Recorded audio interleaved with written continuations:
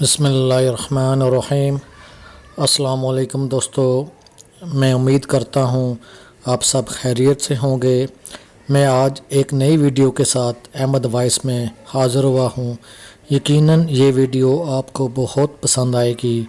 اس میں آیت کریمہ کے ایک ایسے وظیفے کے بارے میں بتاؤں گا جس کے کرنے سے آپ کی تمام مشکلات انشاءاللہ حل ہو جائیں گی۔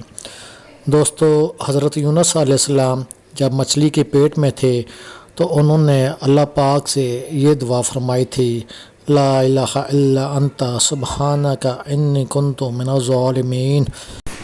یہ دعا اللہ تعالیٰ کو اتنی پسند آئی کہ فوراً مچھلی کو حکم دیا کہ حضرت یونس علیہ السلام کو اپنے پیٹ سے نکال دے۔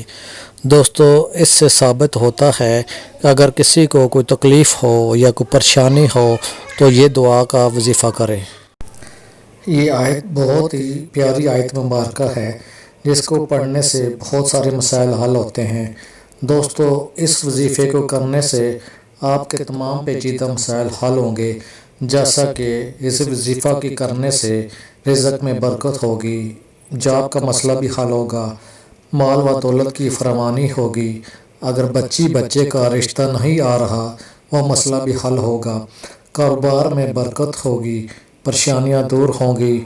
دوستو، وظیفے کا طریقہ یہ ہے کہ وضو کر کے ایک جگہ دن یا رات میں ایک جگہ منتخب کر کے 111 مرتبہ آیت کریمہ پڑھنی ہے اور 111 مرتبہ یا وہاب پڑھنا ہے اور اول و آخر درود شریف بھی پڑھ لینا ہے۔